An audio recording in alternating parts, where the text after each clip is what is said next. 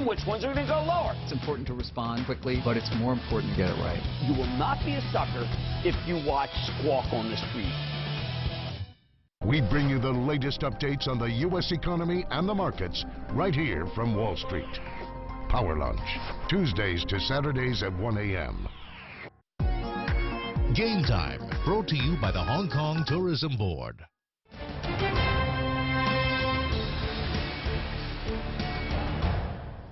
Well, it seems there's no let-up in the headaches that Uber are having. Now, this time it's coming from one of its overseas markets right here in Singapore. Kiko's got the story for us. This is about dangerous cars. It is, and you know, it's important to put this in context here, because one of the key strategies for Uber here in the Singapore market has been to lease out cars at an affordable rate in a country, in a city-state where car ownership is among the highest in terms of cost. Now, the cars in question right now are 1,000 Honda Vessel cars that were part of a global recall from Honda April of last year. And the Wall Street Journal reports Uber leased the cars to drivers in Singapore and continued to keep them on the road despite warnings from Honda that an electrical component in the car could overheat and catch on fire. Now, the recalls were announced in April of last year, but the Journal reports that internal Uber emails show the cars remained unfixed as recently as January of this year, and the company only responded after a report from one of the drivers that said flames were coming from the dashboard in one of those Vessel cars. The fire melted the interior and reportedly cracked a football-sized hole in the windshield. Now, Uber has released a statement in response to this article saying, as soon as we learned of a Honda Vessel from the Lion City rental fleet catching fire, this is Uber's rental company, they say we took swift action to fix the problem in close coordination with Singapore's Land Transport Authority as well as technical experts, but we acknowledge we could have done more, and we have done so. We should mention here the company established Lion City Rentals in February of 2015 to offer competitive rentals, roughly $50 to $70 a day, to increase Uber ridership. Early last year, CEO Travis Kalanick doubled down on this strategy by approving a plan to borrow roughly $600 million to buy thousands of new cars. But now the Journal reporting that many of those cars were not safe and went unchecked despite warnings from Honda itself. Kiko, question here. You know, anytime there's a car recall, there's virtually no example in the world of a recall that happens instantaneously. You know, I mean, it gets communicated, and then it takes a little bit of time to spread the word, and then, you know, parts come in if it needs a repair, and then bookings come in and all that. The timeline, the chronology in here, I'm just looking at a story here that says that Honda recalled the model April 2016, and that Uber managers, this is what Reuters says, Uber managers, the Reuters reports, is in Singapore were aware of the recall when they bought the vehicle. Why were those vehicles on sale if they were in the midst of a recall, is my question here. Wouldn't the car maker or the dealer be responsible, or at least have some duty in all of this? I mean, not that, I'm not privy to anything, I'm just asking here.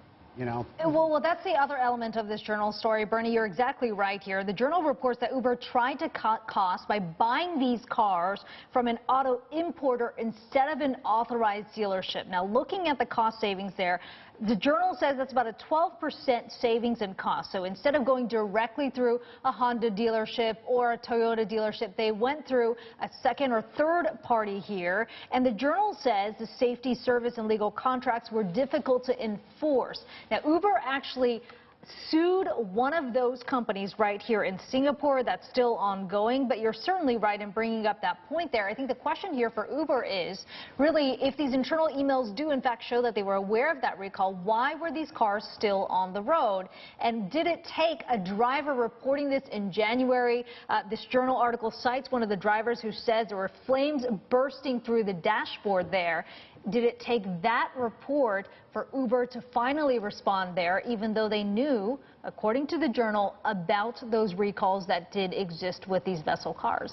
It's amazing, isn't it? I mean, you know, for a company like this that's had such rapid growth and such rapid success on a global scale, to have months and months and months of controversy dogging this company. And this is, I mean, this is happening in Singapore, of course, but there's been controversy out of India when it comes to the drivers, and from all around the world, from the States as well. I mean, it's an ongoing It certainly issue. speaks to how rapidly this company has responded. I mean, one of the issues they bring up here is that there's no chief financial officer, chief operating officer. The checks simply weren't in place. So I think the question really here is, was this just a matter of oversight, not getting this report back to the headquarters, or did headquarters intentionally mislead the drivers? That's the key question here. Doesn't respond to that, but you saw the statement there from Uber saying, look, since we've learned about one of those fires in January, the company's introduced protocols. They've hired, they say, 3 dedicated experts in-house at Lion City Rentals, which is the company here in Singapore. They say they've proactively responded to 6 vehicle recalls, and they'll continue to do so. So that's the stance Uber is taking, saying, look, we didn't know of these. Well, as soon as we found out, we decided to respond, and we're going to continue to respond. Yeah, okay. All right, something to watch. All right, Akiko, thank you so much for the update there. Bernie.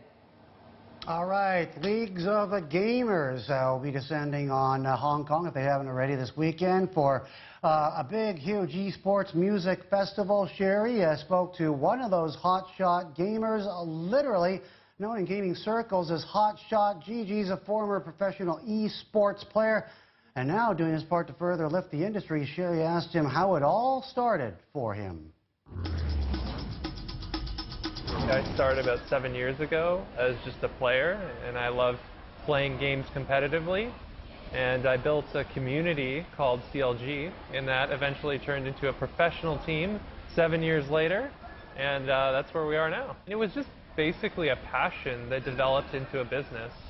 Originally, no one really made money from it, and there weren't that many audiences to really capture the experience and the moments. And throughout time, more and more people got interested, and we ended up filling Madison Square Garden in about 2 minutes. So it's been a pretty monumental rise to the top. So how do you train yourself in this field? So everybody on CLG is really into personal development. So we work on our physical health, our fitness, our lifestyle, our eating. We have sports psychologists to help everybody on staff through a lot of their troubles, their issues, their communication. And so we've really developed an ecosystem and a culture that supports our growth.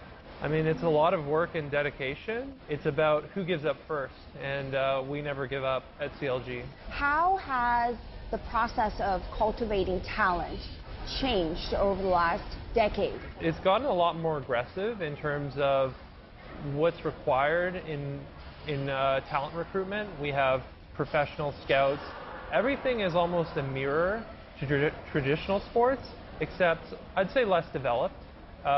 As time goes on and on, we start to follow a lot of similarities in, say, like basketball.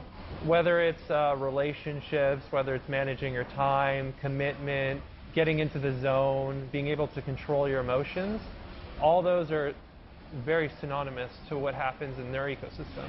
And so there's a lot to be learned from the kind of traditional sports side and the traditional ecosystem into the gaming ecosystem.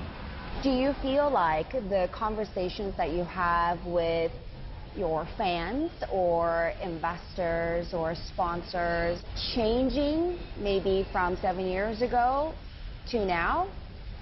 Yeah, I mean, everything is always growing, and I'm learning personally every day from our partnership with Madison Square Garden. Like, those guys are incredible. They have such a massive array of knowledge and expertise that I'm always constantly learning and building. Do you worry a little bit about the growth that it will be seeing with all these investors taking notice and putting their money in? I think that the push to make this as big as it can be is just, it's a good thing, right? Maybe people get too aggressive and try to accelerate the growth a little too fast, but my belief is that in 10 years, esports is going to be the most massive industry ever. We're going to have teams across the United States in different states. It's going to be a revolutionary sport. So it grows in size. What kind of development, what kind of growth do you think it should see? I think the next step is really trying to have a regional attachment to teams. So for instance, you know, having an LA team, having a New York team, having, you know, a San Francisco team, like those are all, I think, core essentials to developing fandom, and we're heading down that path right now. Game Time, brought to you by the Hong Kong Tourism Board. Get ready for the first ICBC Asia Esports and Music Festival Hong Kong. Meet former League of Legends pro players and world champions. See Hong Kong's first SM Town show featuring Shiny, EXO, Red Velvet, and more. Try out the latest esports games and catch a showdown between popular gamers. Join us from August 4th to 6th at the Hong Kong Coliseum. Interactive Brokers, the professional's gateway to the world's markets, sponsors today's